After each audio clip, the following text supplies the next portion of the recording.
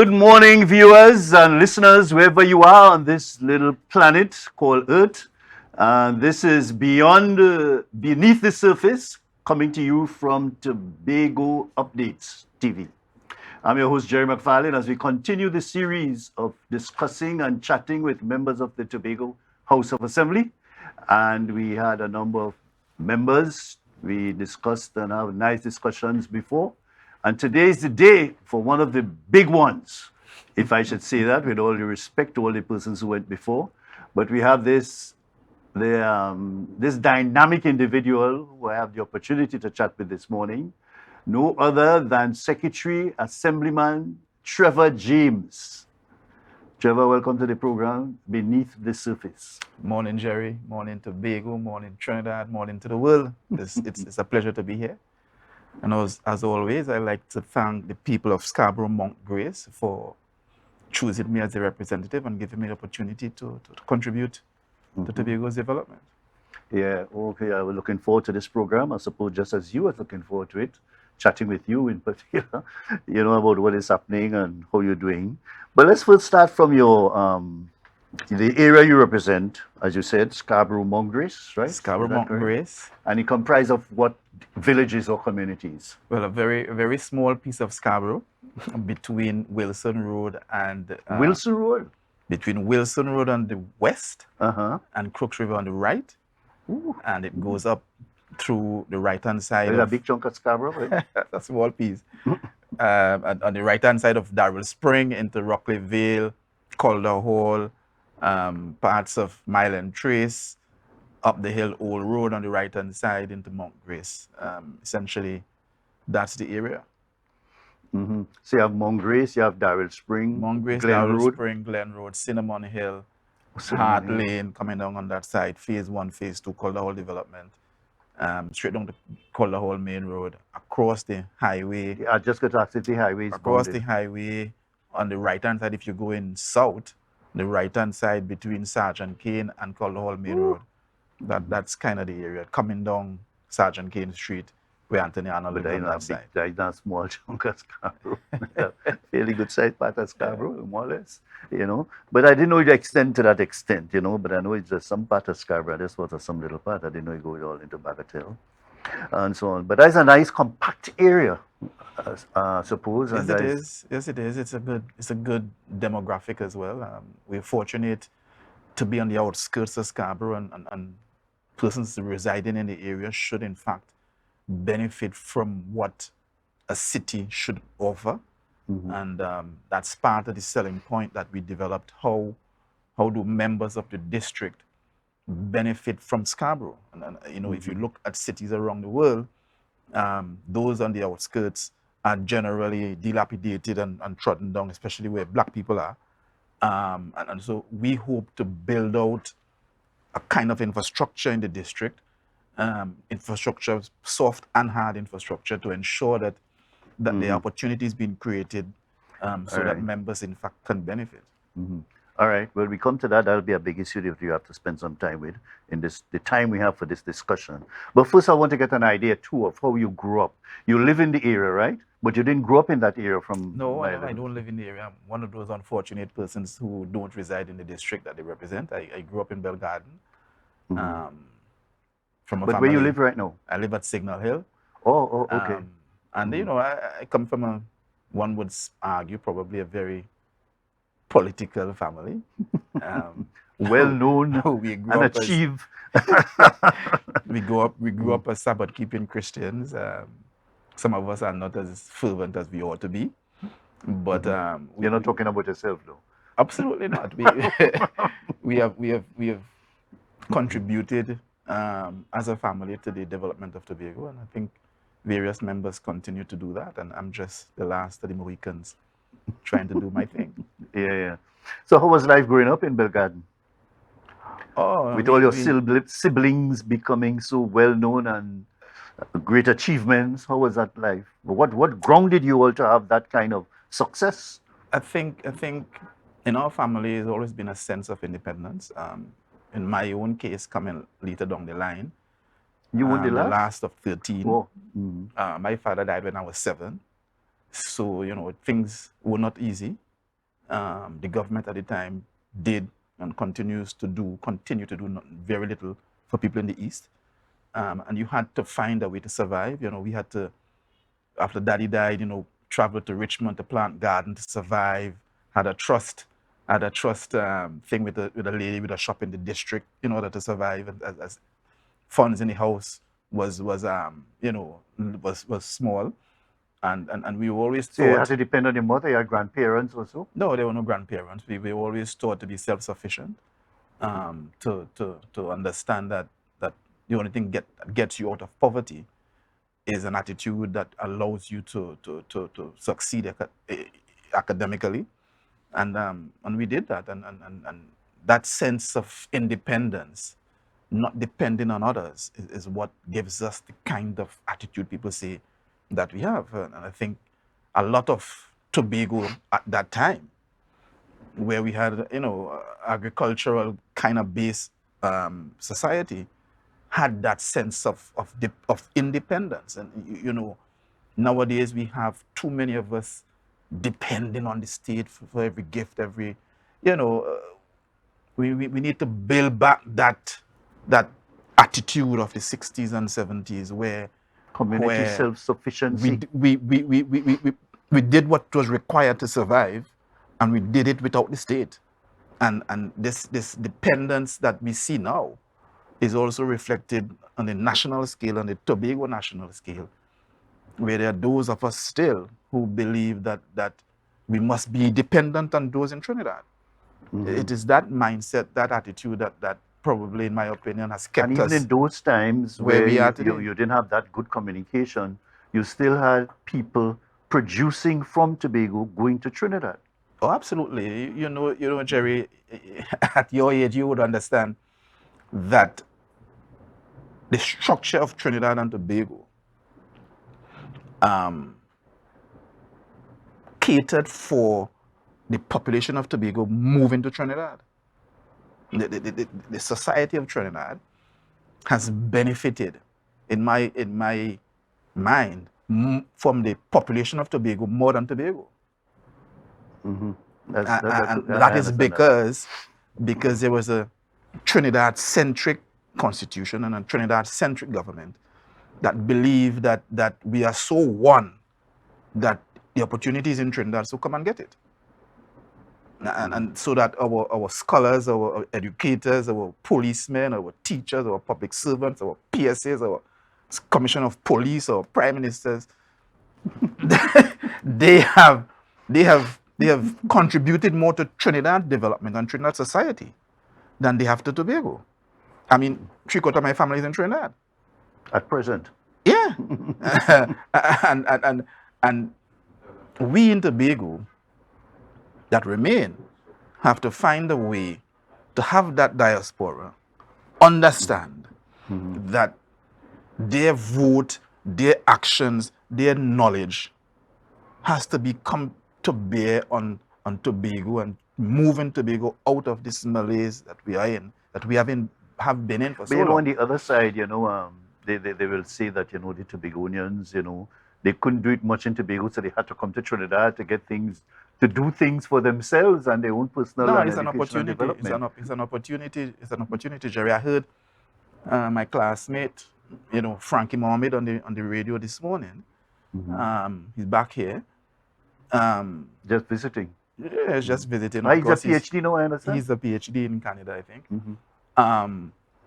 We're reminiscing with George about the fact that we had 5 schools back in the day when we were in secondary school, and the schools league wanted to prevent Tobago from competing in the so-called national league, and we went down at Signal at the time to win the league because there's a Trinidad-centric thing, and they didn't feel Tobago was good enough. No, maybe. And it's still, you heard the Minister of Trade earlier this week, and the way she spoke about spell, as if to suggest that Tobago is theirs, and the resources and the people and everything in Tobago and we belongs to Trinidad. We have to depend on them to do everything. And they must walk the spell with the Minister of Works to determine what we produce, so they could decide whether they could give us a license. It is the bumptiousness of this thing that I wonder whether Tobagonians would continue to support that. How could a Tobagonian continue to support an ideology to his own demise is beyond my comprehension.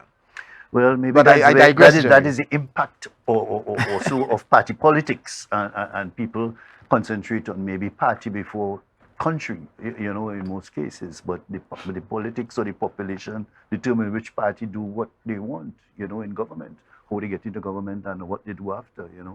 So that maybe is the impact of party politics. But when you're in Trinidad, as a politician or as a prime minister, it's extremely difficult. You have to do a particular party line. You have to you can't do anything against some of your financiers. Who says that? You Who know, says I mean, that? that is what is Gerry, happening. nobody says that. That is not so. We have to, especially for the young Tobagonians, we have to understand the history. We had APT representing Tobago at one seat, late 50s, right? ANR came under the PNM banner, and as usual, the PNM chooses one of the best sons of the soil to represent them, and the people voted for ANR. In 10 years, it appears that ANR saw the light, not to leave the PNM, to do something for Tobago. And he was a senior man in the PNM, Minister of Finance, Deputy Prime Minister, political leader, and couldn't get resources for Tobago. Today, because of the Trinidad-centric society? Because of the Trinidad-centric legislation as well. Today we have a prime minister who dare not push a Tobago-centric vision, otherwise they'll put him out. And that is the problem that we face. And unless the average Tobagonian understands that we have to support a Tobago nation, we have to support a Tobago ideal, if we don't do that and do it yesterday, we are doomed in this union. Well, that is why people like yourself and others will have to just bite the bullet, as we say. But let us get into some of the specific areas of your responsibility. You're responsible for infrastructure, quarries, and urban development. Yes. Tell us what when you say quarries, well, we know we're talking about spill. But first, how important quarry or spill is the development of the infrastructure on this island? Gerry, it's not only about spell. We look at the rock formation of Tobago. There may be opportunities around Tobago for further quarrying to take place. We are blessed as an island with natural forests, fauna, rocks, oceans, oil, gas. We are blessed. We are probably the only energy producing island that has not benefited from the energy. We are in Tobago the only energy producing island that has not benefited per capita. Energy on resources you're talking about, or just energy?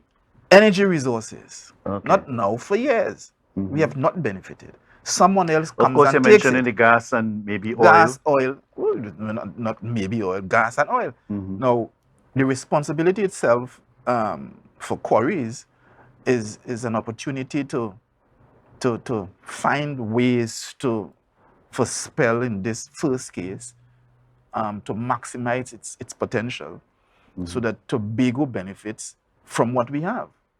And clearly, in my view, in my humble view, nobody out of Tobago should have the power to grant spell permission to mine, and permission to export. That is taking away the right of my child and your children and your grandchildren from determining for themselves after God has placed us here for centuries. That somebody out of here has the power because somebody in Kunupia vote for them, somebody in the cabinet appoint them, that they must now have the right to determine for us what we do with what we have. It is beyond comprehension that we still accept this thing. I know we're discussing with discussing with YT yesterday, Pollard, Ian Pollard, and you know he was drawing to my attention that there are 7 Tobagonians in the national parliament at a time when Tobago is experiencing such challenging and difficult times politically and administratively. You know, and these people include Dr. Remy, who is an independent, another guy in the Senate, and so on. And 7 persons, including the Prime Minister, who have roots in Tobago, you could say, although he behaves sometimes like he not really pushing Tobago But what agenda does as that people say? like. What does that It's not say? getting the benefits. But what does that It's not say, bringing the therefore? benefits to the What does island. that say, Their therefore? representation is not serving us well at that level. That is my view. And we have to find a way to treat with doing things here as we see fit and appropriate since we live here and we have some responsibility for this island's development. You know, then we have to understand what is the role that at parliamentary level, that these parliamentarians, senators and the House of Representatives are doing to really push a Tobago agenda for the benefit of the Tobago people. To me, that is what is lacking. You're probably calling Jeff back from the grave. You mean Jeff Davidson? Jeff Davidson, when he says that there's always been Tobago against somebody. In his book, it was Tobago versus the PNM. Yes. And so the Trinidad, and it's not only PNM, it's UNC as well, you know. It's a Trinidad reality that somehow feeds into this idea of in the parliament that they are superior to Tobagonians and they must control Tobago. When you go to Trinidad as a Tobagonian and you support one of the political parties there, you have no choice, essentially, but to push a Trinidad agenda against Tobago. Because if you don't, then you can't rise in the party. That is why Robinson had to leave. Once you start pushing a Tobago agenda, then you at variance. You can't mix oil and water, right? But back to your question, the responsibility of infrastructure development and urban development is critical to Tobago. I think we have no doubt inherited aging infrastructure, road surfaces that are failing all around the island, bridges, walls. Almost every road you drive on has some massive crack that's going to open sometime. Rocks, hills that are coming down with minimal saturation. So we have inherited, in essence, infrastructure that has not been properly maintained over the years, and we are now, of course, grappling with small revenue, again granted from Trinidad, to take care of this infrastructure. We also have the responsibility of building out an urban centers in Tobago that includes Scarborough and peri-urban centers. We hope over time, of course, to go into Roxborough, to Crown Point, maybe to Mason Hall as well, and that's the what you call them, peri-urban? Peri-urban centers, because there is a need to build out a different structure in Tobago. And the peri-urban centers will have certain type of facilities or certain type of services. Absolutely. The philosophy is to be able to have people in a specific catchment area receive all the services that are in Scarborough, in that area. So my thinking on that is that Tobago is so small, 116 square miles. Most of it is rainforest, if you want to call it that, and some beaches that eroding. But why we need to have peri-urban centers? Why we can't get a lot of these services to the entire Tobago community? A small island about 20-something miles long. You had kids here from Speyside this morning? Huh? You had kids here from Speyside. Well, not you. Tobago updates had kids here from Speyside this morning. I'm sure the teacher wasn't from Speyside. You know what happens today? The THA pays for transportation for teachers to go to Speyside High School. Tobago isn't as small as people think. and there is a need to build these services to make the services available to everybody. And imagine an old lady taking the bus and can get the services, all the services that are available in Scarborough Mason Hall. That transforms Mason Hall completely economically. And that is what you need to do. That is why you have Port of Spain, and you have San Fernando, and you have Arima, and you have Tunapuna, and everybody's developing centers and bringing services to their area. Curep, Kudnupia, Point Forte. Everybody understands the need for this diversifying of the services, this decentralization of the services, and that is what we must do in Tobago as well. So spell is critical to all these areas developing.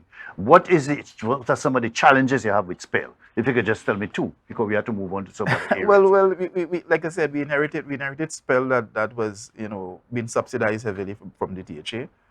We have two aging plants. We have aging mobile equipment as well.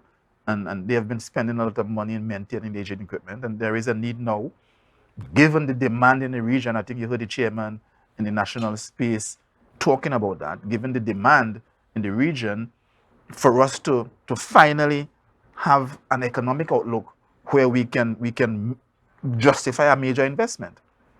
And therefore, it don't make sense to invest $60-70 million and depend on the vagaries of Trinidad and Tobago demand only.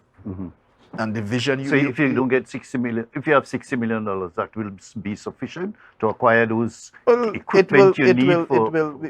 We still writing the development plan, but the cursory look that has been taken over the last couple of years suggests that $60-75 million might be the investment that is required. We'll get the final draft of it before the year ends. So we no doubt need to be able to export. I mean, the thing is so crazy. But the studies indicate that there's a big demand. Absolutely. There's a big demand in Guyana, a big demand in the region, a big demand in Trinidad. The thing is, though, that timing is critical. Guyana gets all that resource from their energy sector. Guyana will open their interior. And after that, Guyana has no demand for anything from anybody. They have everything in their interior. They just can't get to it now. So the timing is critical. Suriname needs aggregate. The timing is critical. And so when someone else decides, while they have sand, and Suriname as well have good bit of sand, or silica, if whatever you want to call it, they still don't have this hard igneous rock kind of thing that we have here. And we have the best rock in the region. And so the time is now for us to put things in place to have the opportunity to maximize that. And when you're going to raise $60-something million, that you're going to get it from the budget. Well, no, there are banks who have expressed interest, and the private funds operators as well have expressed interest, and we have to make the best choice. But that's a decision for next year. All right, and you don't think you should look at, you're borrowing money to put in an area that may not have the kind of returns to even service the loan? Well, you see, that's part of the strategy from Trinidad. Show Tobagonians, hey, we will tell you if you could mine. Don't issue the mining license for months. Show Tobagonians, hey, we will tell you that you can't export. Okay. So that's the strategy, to say, why try to make money from spill? We didn't tell you to do that. and then Tobagonians who come to the media and to the public and support that foolishness. We in Tobago have to get to a place where we become so serious that all of us resist that kind of narrative. All of us. What are some of the other challenges that Spell might have that you consider? Well, how they operate now? You operate to any level of efficiency at Spell? Well, the efficiency has been improving. We have a new general manager. We have a new board. We continue to look at the human resources that we have and see whether they're the right mix. How many employees do you have up there now? Well, Gerry, you have to ask the chairman that. I am not sure. That is one of But the big reasons why attempts were made to restructure that place. well, it There has were been so many restructured. employees up there, 100 and something, who were just doing absolutely nothing and getting paid, and that drove the process to restructure the place. So I really want But to the know if. restructuring took place. We will continue to look at the cost of production Hmm. to make sure that we keeping Yeah. that down. But Hmm. no doubt, Spella's Yeah. immense potential, which we will tap into. Um, you know, a lot of us, a lot of Tobagonians expect that we can, change culture and change everything in a day. Some Yeah. of these things, That could be difficult change and challenging management, sometimes. in my experience, is one of the hardest areas in management. Hmm. How do you get a culture to change? Hmm.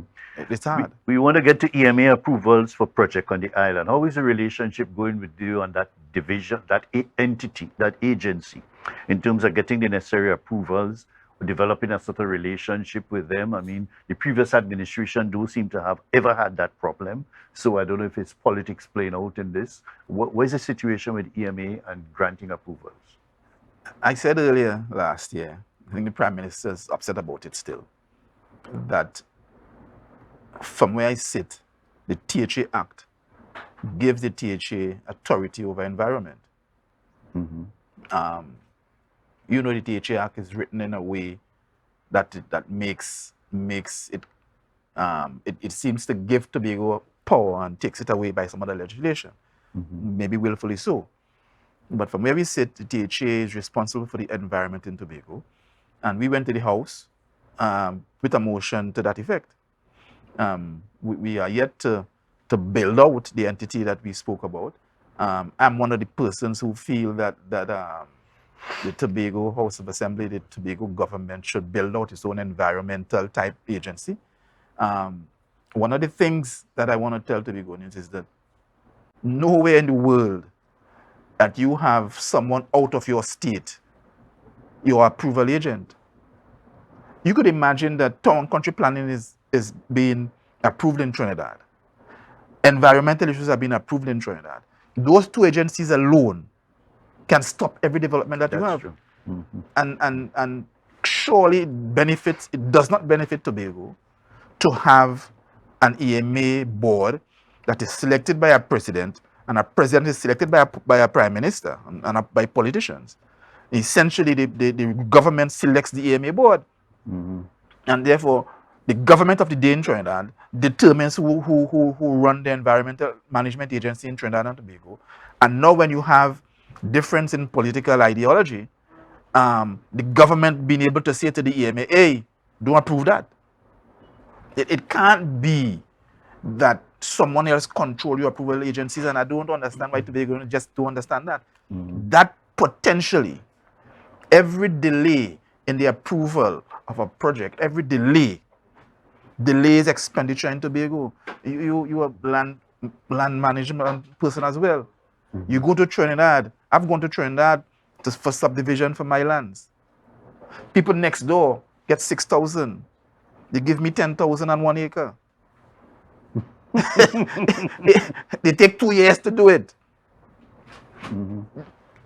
They are not concerned about us. Yeah. I know And town country planning is something else, boy. Robinson used to say that is the death knell of Tobago, and that was that time. I'm telling you, Everything coming for town country planning, nothing approved. We have to fight tooth and nail still, 60 years later, for fairness and equity. And somebody say, go and beg and ask, and let we talk and be good, and let we be friends. That's my position. Surely, given the legislation, there has to be a relationship, and we will do what it takes within the law. There's sometimes when we have to go outside the law. The change does not come and will not come to Tobago unless we go outside the law. That is just a fact. Robinson knew it. Robinson did it. Hochoy knew it. Hochoy did it. And we must do it. The reason why there was no upheaval in Tobago under the last 21 years is that the EMA took no action. Every single major project that was executed under the PNM administration did not start with EMA approval. Every single one. And you have the evidence of that. Of course. Of course. So it's not a matter if it is political. It is obviously political. and like I say, I continue to marvel at educated Tobagonians who don't seem to appreciate what the power these approval agencies have over you. We don't seem to do it. We have developers building in swamp, getting 5,000 square foot in Trinidad. We have in Port of Spain, high-rise building going up on reclaimed land. Approval from Trinidad. You can get 4 stories in Tobago. When are we going to say that we're man enough to take this for ourselves? We have to take it now. Nobody ain't giving us, Gerry, nobody ain't giving us anything, you know. Nobody ain't giving us anything. Nobody ain't giving away the power. We have to take what is ours. And that is my philosophy. Yeah. What's the situation with Killigrew Road? And what is the status of that? What's happening there? Well, as you know, that suffered from environmental the EMA took us to approval court. as well. The injunction was lifted. The work has restarted. It's going slowly, of course, because of the delays and all the commercial issues surrounding it. But the contractor will progress. It's a design, build, finance. So you all did what was required to satisfy the EMA requirement? Or did the court just lift the injunction like that? No, we went to court, and the court, we did what was required by the court, as the court instructed. And the judge lifted the injunction. And because you were satisfied with what you did what you were required to do. Yes, we did what was required. And at the end of the day, you have to be strategic in what you do. And we want the project to go forward. And so it's not every issue you can fight head on. And sometimes you have to yield and you have to bend. And that's what we will do. Because for us, the bigger issue is moving Tobago forward. And so we will do what it takes. But I want to say, Gerry, that we have to understand where we are. There's a reason why white judges in America give black perpetrators 100 years for a crime and give a white person for the same crime 2 years. There's a reason why the Americans will say, send your criminals in Central America and the president in a country in Central America to us, and we will jail him for you without even talking to a judge, because the judges know the script already. The judges know the script. And the same thing is happening between Tobago and Trinidad. The judges know the script. Whether we like it or not, that is the reality that we face. The DRC. If the DRC was made up where the Tobago Assembly selected 2 of the judges, 2 of the commissioners, we would have 30% of the budget. But just the DRC, remind me of that the DRC, the DRC is the dispute resolution. Yes. Commission. It's not embodied in the legislation or the procedure. That's how many persons should be there? It's 3 persons. 3 persons. 1 by the government, 1 by the THA, and 1 by the president. And they determine. But like I said, the president is a feature of the government. And today, the president was a member of the government. One might say is giving a speech in the THA when she came. When she's a member of parliament, you could say. She's part of parliament. She was a member of the government, a senior member of the government, come president. And now we will have a situation in the DRC where the prime minister and the president selecting 2 people, 1 each, THA selecting 1. What do you think is going to happen? Why the legislation couldn't be the THA put two members instead of 1? Because Trinidad knows the script. That is why we are 4%. All right, so you're moving to the that DRC is why, just now? Before you go, that resetting is up why the DRC? Trinidad knows the script. And that is why, even if the law says, current law says, you can give up to 6.9, that is why every government gives us below 5, below 4.5, every year. That is why they could come back 20 years later and say, hey, what's going on? We'll make the minimum 6.10. Make the minimum that. Make the minimum 8. because they know they're giving you the minimum, Mm-hmm. despite what the law says about the range. Those things. You're getting within the range in any case. Well, that they will argue. Those things are wrong. It takes away our right to determine for ourselves where we should go. The When issue we of go to the DRC, that's the question. Well, that's a question for the chief. You know, the chief will be here, I'm sure. yeah. But if I listened to his speech yesterday, I think he's hinting that that's an option that well, he's not hinting. He's saying that's an option that's available to us. The drainage problem in front of Cocoa Reef Hotel. What is the issue there? Is it that we just can't find a solution, or what was done was not properly done to relieve that flooding issue in front of Cocoa Reef? What's the thing? I thought that Secretary Sampson dealt with that in great detail, didn't he? Well, I thought so, but I thought I thought you as secretary will have a better understanding of what was done and what is required. We've had a problem since the road was switched. It's umpteen years ago, since in my time. Yes, but the problem developed maybe 10, 12 years ago because of the increased development along what they call the strip now. The catchment area is flowing faster into that point. There are as well a couple underground drains in the area coming out of the car park, Storby car park, that also have been clogged for years. We went to investigate. I think there was one on Cocoa Reef compound as well that has been blocked up. That was deliberately blocked.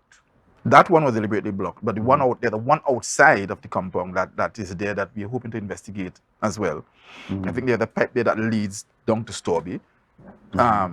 But the reality is that water, that's the lowest point there.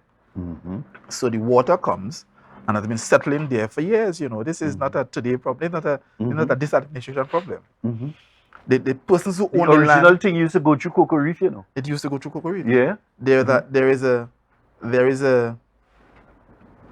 The owner of the land at opposite Cocoa Reef has not been able to build and develop his land because of the water problem. As soon as we put the solution, you see they block up and start to build. The solution gave them the opportunity to do that, to bring more commerce to the area. But what you could do to improve the solution that you put in place, which is not definitely as satisfactory as you want it to be, was the public feels. I don't think the public feels so, you know. I think there are one or two people who feel so and who make a mountain out of who make a swamp, not a swamp, a river out of a pond. But I hope you give me permission to use that sometime.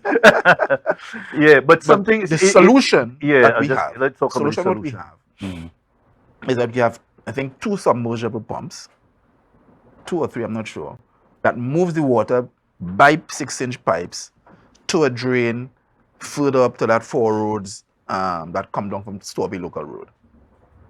To Storby Local Road and Milford Road, there's a drain there, and we pump that water from there to that location. That's the solution that we have. So, but that's not taking place now. It is. That's the solution. We are moving the water from the pond and pumping it out as quickly as the pumps would go to that location. The engineers went through their calculation to determine the sizes of pumps that we need. And that's what it designed. And there'll be 2 pumps? We have 2 pumps. Maybe we need a redundant 3rd pump. Maybe we need a bigger tank. A bigger space. Maybe. But you see the limitations that we have, obviously. So what happened, why the system didn't work as efficiently the last time, is that the grill was clogged. And it was so the clogged. Water couldn't get to the pump. It was clogged with grass cuttings, right?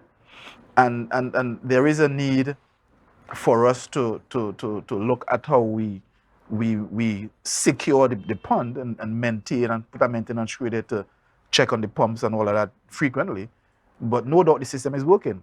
After the grill was cleaned, the pump was working efficiently. People passed there, and I saw videos on Facebook of people driving by and saying, "Wait, where Liz?"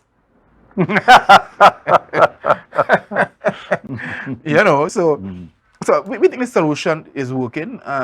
We have one more cog in that to check on that to see if we could minimize the water running out of the car park and go channeling that water into an old underground system that was there.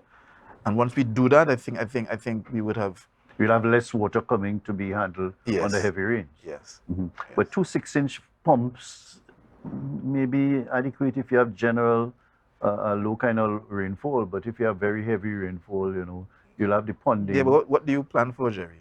Do you? I am just wondering whether the size of the 2 pumps, I mean, is adequate. I'm just thinking. I don't have the. Well, I'm not the engineer who did the calculation, but the okay. calculation that I have seen Mhm. seem to suggest that we made the best decision.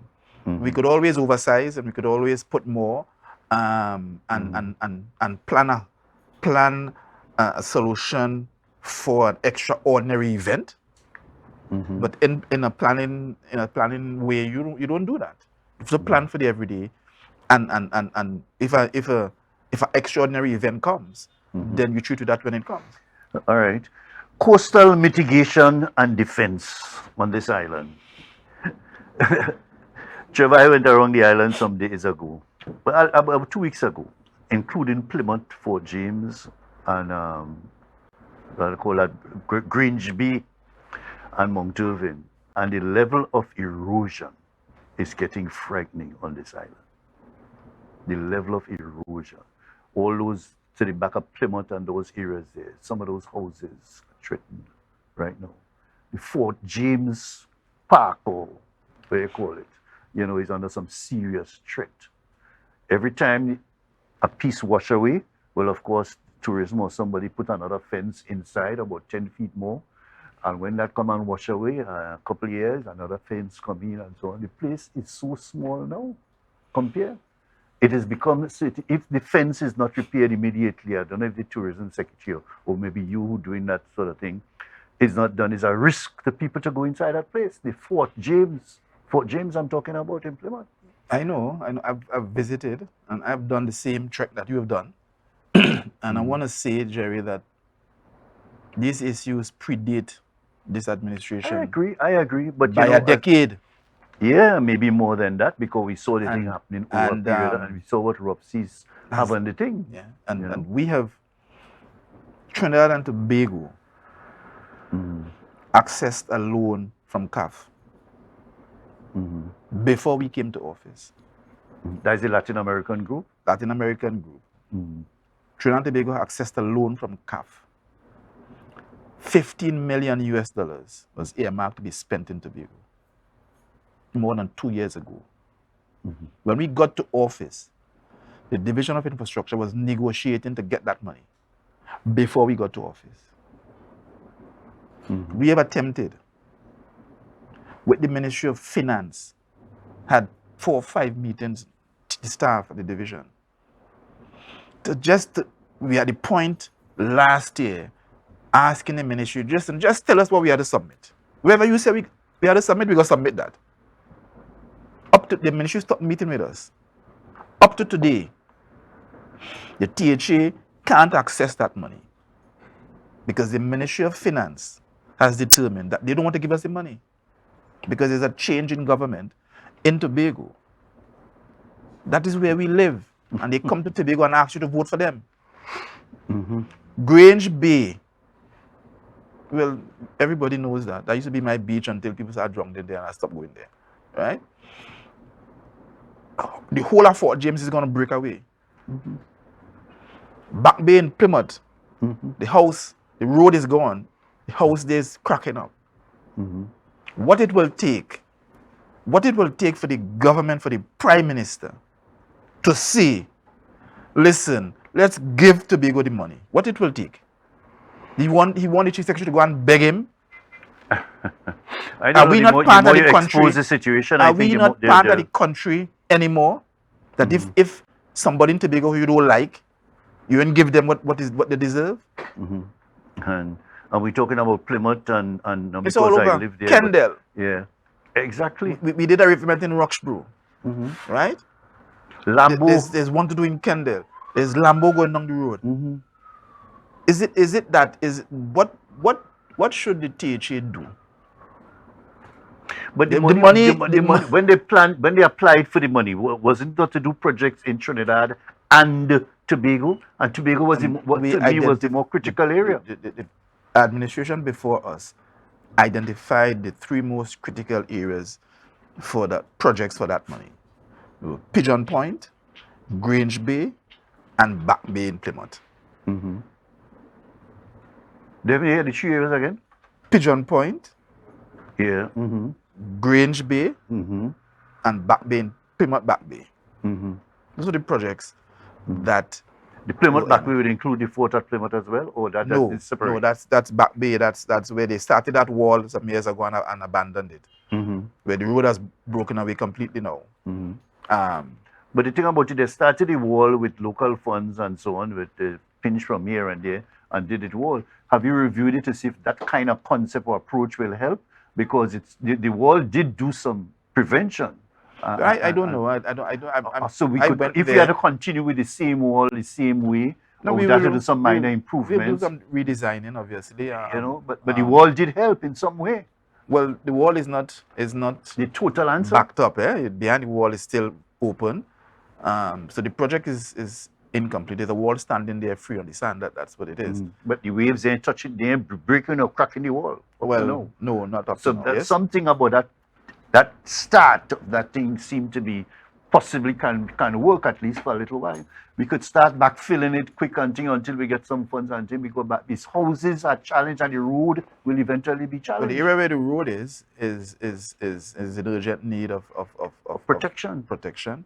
It is something we have looked at, notwithstanding the behavior and the mindset of the government in Trinidad. It's something we have looked at. We're looking at Kendall, we're looking at Grange Bay to see whether And Lambo too. to see whether Lambo is dangerous as it is, you know. Do you mean just after the bridge? After the bridge, yes, coming Yes. around that corner by where the school is, just Before after the school yeah. there, that corner there. Yeah.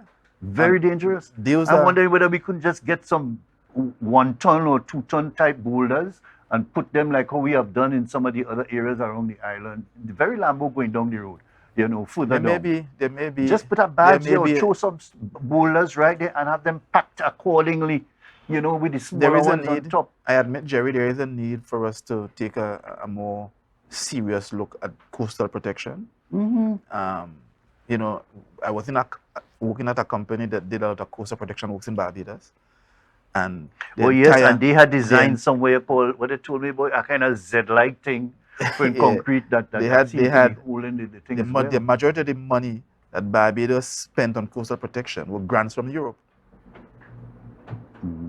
Because of Trinidad and Tobago, Tobago can't access those grants. I'm saying this to say that we in Tobago don't understand what the full impact of the union and the full impact of this budgetary limitation that continues to come from Trinidad on Tobago. And until we do that, then we will forever be here. But no doubt the division will take a more detailed look at the areas and see what we could do. But there is money there earmarked for us, which all of Tobago should stand up and say to your colleague on the same age from Mason Hall. Hey, run the money. Yeah, I think we really need to do some things. I mean, while we wait on this funding, which I'm convinced that we're entitled to because we're part of one country. And so I think we should press ahead more, whether we need to embarrass them more or something to get money from that. In the meantime, we must do some particular type Now measure. we have done. by We have using a some- design for Kendall. We did the one at Princess Bay in Roxborough. Those are of course lower cost solutions. But the solution for Grange Bay, for Back Bay, those are sizable solutions. Yeah, I agree with you. And Lambo too. Lambo is Lambo. very dangerous with the breeze go. Let me hope that nobody can go over that place, especially in the night. It is very dangerous. Lambo. Pass there in the night and you have an idea what's going on. Especially if that street lights around that area they're walking. Yeah. It's real dangerous. I don't know if people could take this so lightly. Just find a way, get a badge or something, or bring the stones right on the thing there, have it throw right over some 1 ton stones. And then eventually you could have an excavator or something. Go Jerry, you down talk and- as though you're a coastal protection engineer. No, I don't. I was wrong. I used to look at what was happening in Barbados when they had a serious coastal thing and they had these special Z-like thing Yeah. design, you know, that you could hook all the thing together. You can't break it or you can't shift it, compared to a brick wall, and you have the material passing through. So I looked at that and I used to contact a lot with the sustainable community or unit or something that they had there that the coastal areas. But it's a frightening thing, especially I grew up in that Plymouth area and see how it started, see how man stepped go down, whole part of the thing, or a building wash away, another building is You could imagine that it's been going on for 20 years? Yes, it's with serious. no action. You could imagine that? No, at least they started something and they suddenly stopped. In Plymouth? In Plymouth, In Back Bay? Yeah. You could imagine Grange Bay wall sinking for 20 years. Nobody didn't do anything. Till the part after the wall start breaking away. The part opposite that big wall in Mount Irving breaking away in the little beach in the back there. You could imagine these things progressing over 20 years. Nobody do anything. Well, you could imagine that. The important thing now is and you could ask yourself, who abandoned Tobago? Yeah. So coastal defense and coastal mitigation and serious issues. That's on the radar. What are you doing about this Scarborough city project? Let me get some information where that is. Is a pie in the sky project? Is it that we're so sorry and we still have to express condolences to the boy Stewart, who was playing a major role from what I could have seen, in this thing, and he passed, So what is this Scarborough project? What stage we at now? We're still designing, we're still studying, what stage we are with this Scarborough project. It sounds ambitious, because when you're talking about a Scarborough development or city project, for that area is an important project for this island, What are we doing with the port? What are we doing with the road system?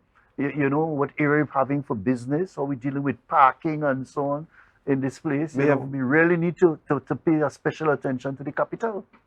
Well, you would know, Gerry, and Tobago will know that the redevelopment of Scarborough is one of the flagship projects we ran on. We presented during the campaign a solution that we thought would work.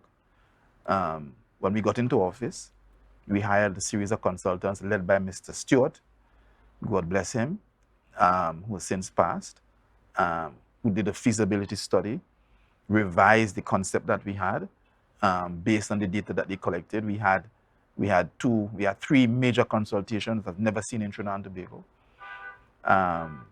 To come to the people and say, listen, this is what we have, this is what we're going to do. We had a lot of good suggestions out of the consultation. So now we are at the phase where the feasibility report has been completed. At the division, we went to the council and we got approval to go out with a general RFP for PPP type projects.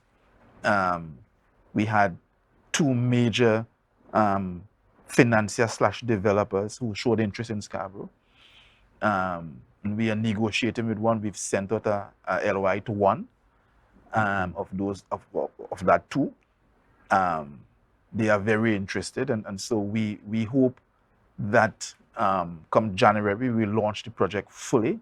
We have sent the feasibility report to the Prime Minister. The man he's complaining that he can't read it in 2 weeks. We sent it to every ministry that we feel might impact the project.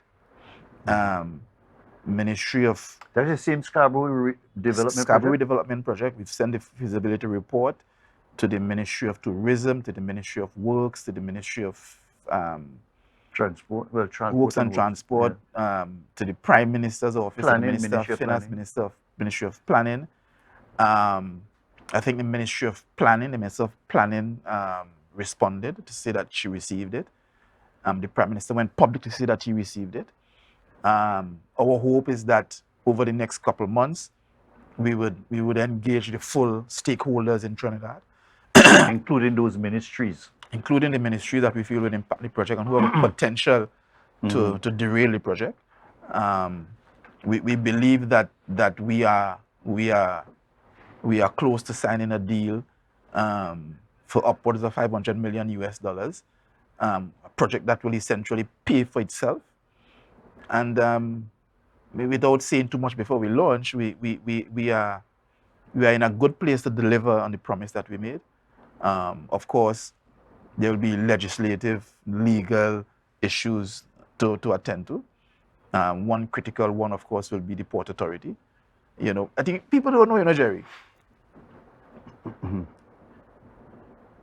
People don't know where we are, We And that may be, we are in you are Tobago. so correct, because a lot of people need to know what is happening, how things are progressing. When people don't hear. We'll come to the report. We'll come to the people. Actually, we've put the report up online 2 months now, Feasibility report has been online on our website and teacher website more than 2 months now. We've made it public. Anybody could want to download it and read it. That's not a secret. We have to go through the commercial procurement issues, obviously, to ensure we are making the right choices, and that is ongoing. Now, we are in Tobago with responsibility for port and wharves and so on in the THA Act, as you would know. And the Port Authority has responsibility for the port in Tobago. The Port Authority has responsibility for the port in Port of Spain. The Port Authority doesn't have responsibility for the port in Point Lisas, nor the port in Point 14, nor the port in Galweta Point, nor the port in Guayari. But the Port Authority has responsibility for the port in Tobago. These things are critical and strategic. And Tobago needs to understand what it means, During the last carnival, members of the Port Authority in Tobago and the general manager in Trinidad called me as Secretary for Works to say that the labor in front of the port belongs to the port, because their cadastral says that the Port Authority is responsible from Carrington Street, from Milford Road. From Milford Road. That's what their cadastral says. Carrington Street started by Old Works Building. Yes, it's from Crooks River. Carrington Street, Milford Road. The cadastral that they produced back in whenever, the 60s or whenever that was done. It come right down until where? Until Esplanade? It goes half a mile. Well, the Esplanade wasn't there when that was there, so they couldn't. Technically, the Esplanade belongs to the port, to the Port Authority. We don't understand where we are in Tobago. Technically, the Port Authority boundary, according to the cadastral that says what the port is from Crooks River going seaward half a mile, from Crooks River going westward half a mile, bound with Crooks River, bound with Carrington Street, bound with Milford Road, by cadastral. And so, if we don't understand that the car park for Crown Point car park taxi stand belongs to the port legally. The whole of the Esplanade. You go to a judge with that. When you go to a judge with that kind of thing, he will just laugh. I'm just saying. What is functional now? The port have any control over that? That is road. No, I'm just saying. We had the division give someone permission to put up tent for carnival and whatever, and the port was saying that is theirs. I'm just saying where we are and how the laws have been developed against Tobago. That is the point I'm trying to make, We go to the House in 77 and so on, and we get a piece of legislation. And we fail to get the legislation to say this will amend the Port Authority Act. It's willfully so. All right. Well, the act has not been amended as yet. so we have to, the port, of course, the Port Authority will be a major stakeholder for us to treat with. And we hope that we can, come to terms and do what's best for Tobago. The Ministry of Tourism, we need absolutely, especially after what we are seeing now with the increase in cruise ships and so on, we need a Ministry of Tourism to go international and sell this project, because at that level, that ministry will be listened to. And so, we have to work together, and we are hoping that the government will buy into the project and support us. We're not asking for no money, because they ain't giving us no money. All right. All we're asking for is for tacit support, and we hope that good sense will prevail and they will support the Yeah. project. I want to discuss two other issues before we run out of time, and they're giving us some extra time, which we have to be Oh, grateful we for. went out of time already, Gerry. Huh? We went out of time already. Yeah, we're getting some more time. But long as you're available, we could go. A marina for Tobago. What's the latest on that? You have any special area that you earmark for marina and so We on? went out with Why our I'm saying RFP. that because I'm in touch with a group, part of a diaspora, and a very nice group of persons who have some resources, some contacts, and want to do some investment in this island. Some of it has really almost materialized in one particular area. The chief secretary going to talk about that sometime soon. But there's this group of a lot of them from Tobago, doing well, want to do things on this island, want to put us in contact with people, to do and invest in Tobago from all many areas. What areas they do have the capability, they could find some Tobagonian or some other partner to invest, These people suggesting that we seriously should consider like a marina. It's a thing that can bring real money. And we're so well placed at the southern end of the hurricane season. You're preaching to the choir here. All right? We're preaching to the choir. But what are we doing about that? Division went out with RFP for marina at Kings Bay.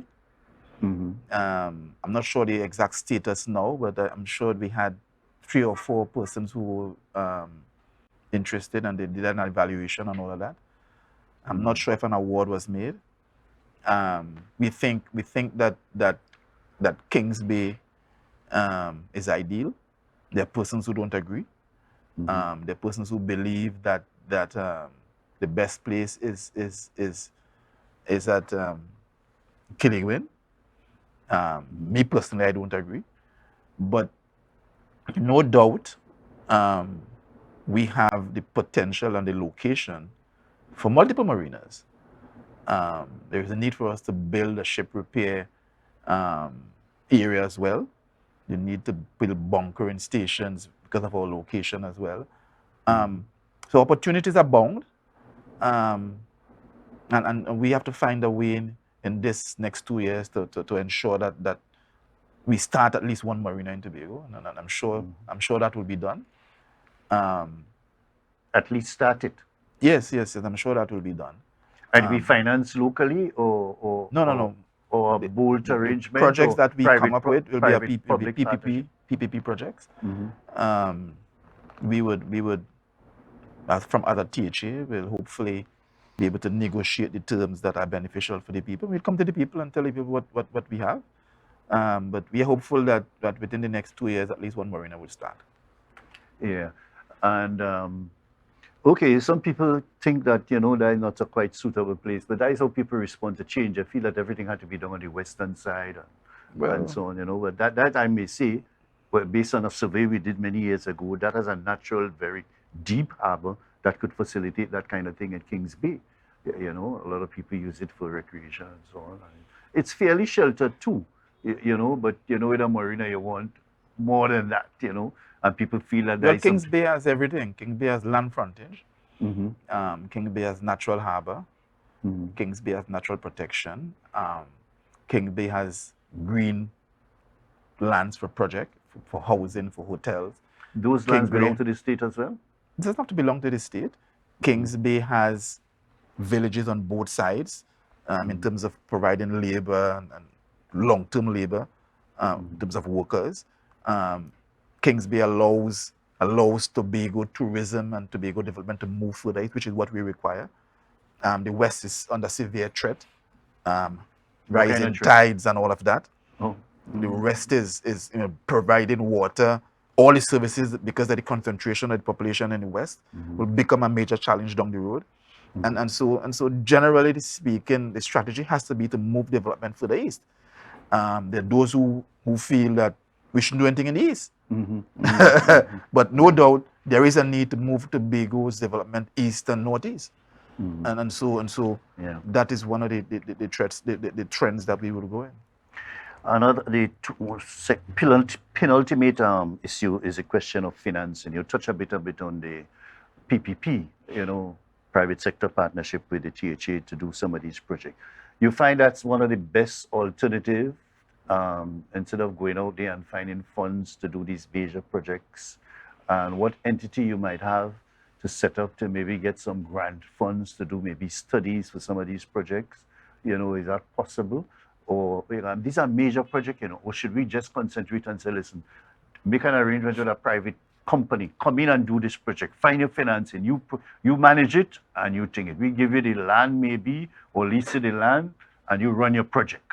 Well, let me say this, Gerry, right? We have to move as quickly as possible. We have been behind the 8 ball in Tobago.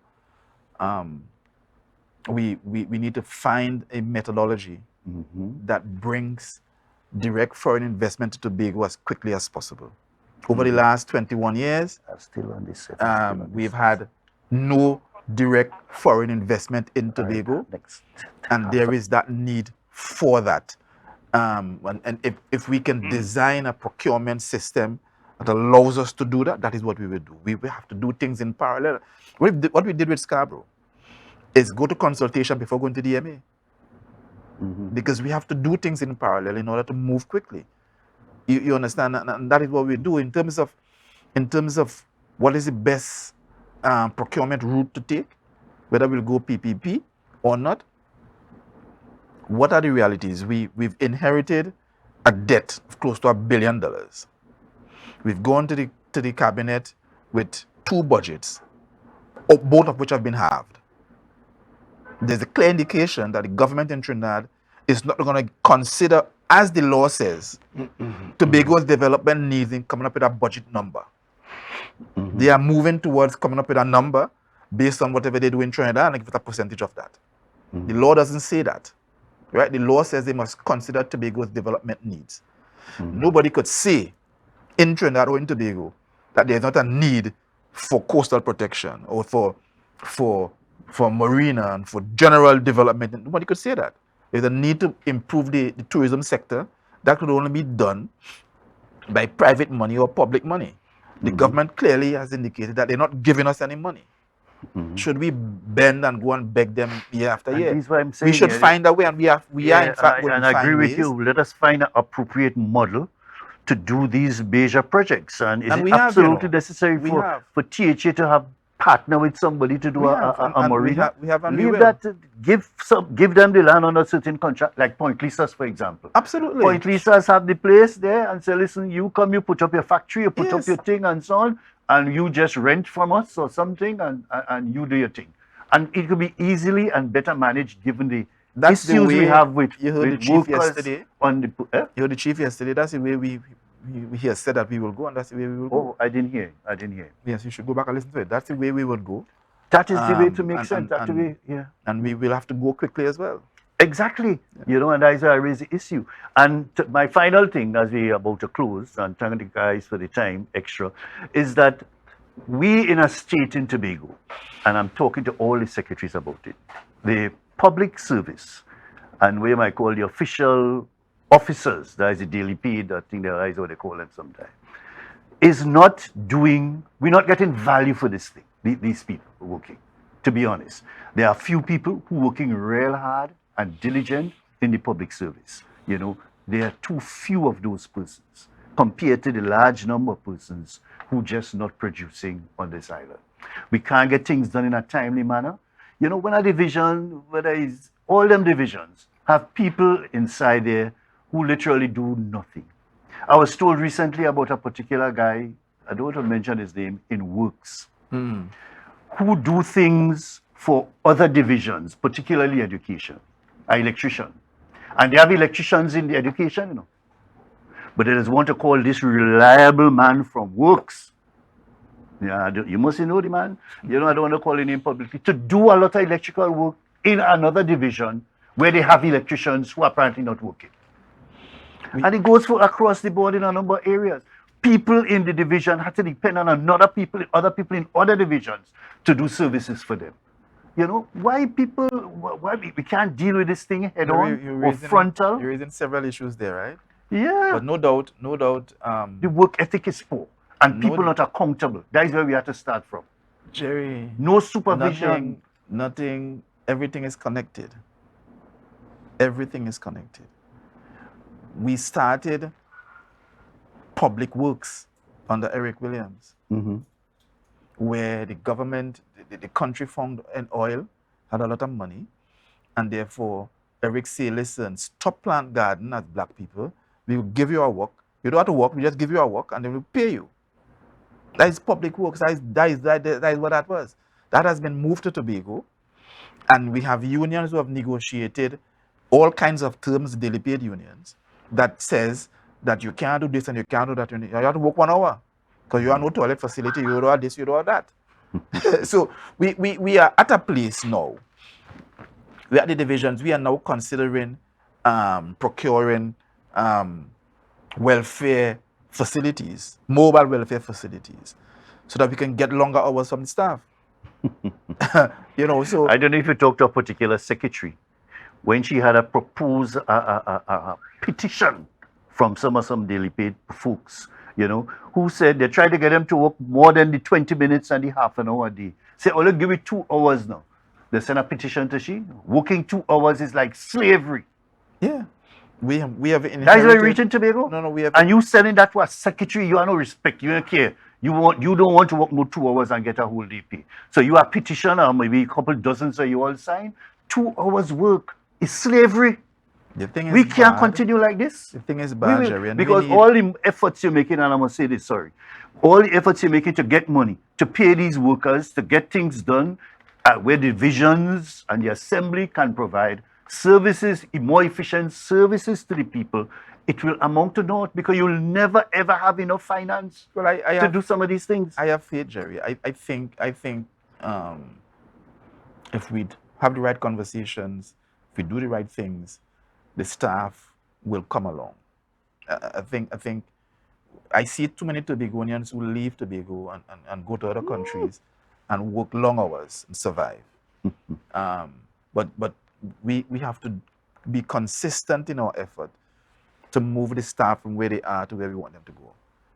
It can't be done overnight, obviously, but certainly I have faith in the Tobago and the Tobagonianness for us to all come to realize that we must give 150% if we must move this place forward. And I hope that faith is not misplaced. Part of the new Tobago-ness culture is what they call the sunrise and morning walk. But and do very little and get paid. That is part of it. What Tobago-ness is now being looked at. No. That is the current culture. And I'm saying we need to find ways, and we are looking at ways to motivate the people, the workers, to say, listen, this is your Tobago, not my Tobago as a politician. This is your Tobago, your children's Tobago. And we must all give more. We have politicians working, I work 18 hours a day. I'm sure the chief working 20 hours a day. Because we are trying our best. We're trying our best to build this thing. And we need to bring the staff with. Achieve if you have a different approach to serving people. But I have faith, Gerry, that over the next few years that we will see a more Tobago-centric worker who says that, listen, let me come and give my 100%, and hopefully that will spread. And it could because start one man on a gang, one man on a team that says, I'm going to work until midday, will eventually change the team. And that's all we need. We need exemplars to start to pull everybody with them. And maybe we could emphasize and publicize those exemplars. And we find a way to motivate. And what I think you could do too is just provide, establish some levels of accountability. You have to account for your time. Don't let me get into them kind of issues and them things where people you provide toilets, they break up the toilets just because they don't want to stay a whole day. I thought you were going to say you provide excavator and they break it up. All them kind of stupidness, it's real sickening. And to see you forcing. We've inherited. I sympathize with all the going and try to get PM and Minister of Finance to provide financing and so on. I said, but the main backbreaking or critical issue you have to deal with is the level of productivity on the island. But I don't think we're unproductive. I really feel that we've had poor management from the top down in the past. And I think workers respond to the management that they have. And so once we set the right example, like I said, Most secretaries are working long hours. Mm-hmm. Once you set the right example and so on, I think workers will follow. I mean, like I said, we need to have the right conversations in the right spaces to ensure that the message is being heard, that all of us realize, not only at works, across the divisions, that every worker needs to pull his or her weight and to contribute to the building of Tobago. Like just like the electrician in work. Just like Indeed. that electrician Yes. working by you. He Yes. doing work by you, but the division, another division calling him to do work. That they have other electricians that they're doing no work. There is that. Good example, but still, why So we it should need, be like more that? of that. We have systemic problems as well, which we have to resolve. But like I said, correcting years of mismanagement is not the easiest task. Change management is a difficult thing. Set up systems of accountability, not drastic, we are- but start casually. And maybe you have to be drastic. We are working on that. What I have tried to maybe do. I look too much and read too much about Lee Kuan Yew in Singapore. Yeah, maybe that's my mentor. What we have done, what we've tried to do, is to say to Tobagonians, we can do this thing quickly. We build the road in record 20 days. We hope that impressed the mind of the Tobagonians to say, hey, if these people could do this thing using Tobago labor, why we can't do it?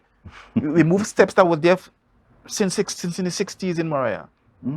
So that we're trying to bring the Tobagonians' mind to a place where they see and they say, listen, we really could do this thing. We really could do this thing. I was in the assembly when we had to divert that road, that washway after Hurricane Flora, and never come up. Mount Dillon Hill. Mount Dillon. Yeah. It's works people who do that. Yeah. Works people. We didn't bring one contractor. Where the hell we get money from to bring in contractor to do that? People used to be there, excavate, tractor going over the edge, banking that area to restore the road. People used to have a string tied behind a man's neck or a stone pelting him or somebody in front because the man can't see in front. To bench that road and to restore that Mount Dillon road after Hurricane Flora. Leave there for days, for years to restore. And we just have to do things. We have the ability. I think it's just the levels of accountability and a level of inspiration and drive to get them to change their attitude. It is not comfortable. People will look at us and laugh at us. Where you want money for? To do this? Who workers are going to do that? A lot of people bring their contractors. I don't believe, Gerry, that the Trinidad public servant daily paid worker is more efficient than Tobago daily paid worker. I'm not going to get involved in that. I want us to set. No, I think we have problems, but I'm saying I have faith in the Tobago worker. That given the right structure and the right systems that we will produce, and I hold that faith very close. Yeah, we have to bring back the time when people used to look at us by the standards of our excellent people, the Dodge Allen, the J.D. Elder, the Victor Bruce, the Eric, the Robinson, and all these people who the Reggie Dumas and all these people who live here with a certain standard and work to develop the other part of the country, and so on. Let us think that, we have some good history and people who have done a lot of things in this place. And let us look at those persons as fine examples. And there are current people, there are quite a few people who are doing hard work and being accountable and taking their work seriously, carrying homework and all kind of things. And there are other people who ain't doing one damn thing. We have to change that. To start it is to look at letting them be more accountable.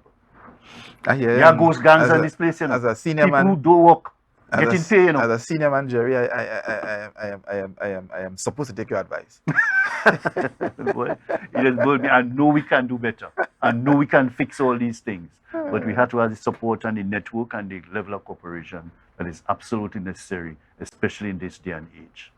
All right, Trevor, thank you very much. Pleasure to have been here. Yeah, always a pleasure talking to you, boy. I really appreciate that. All right, we have to do so much more in this place. They're going? Okay.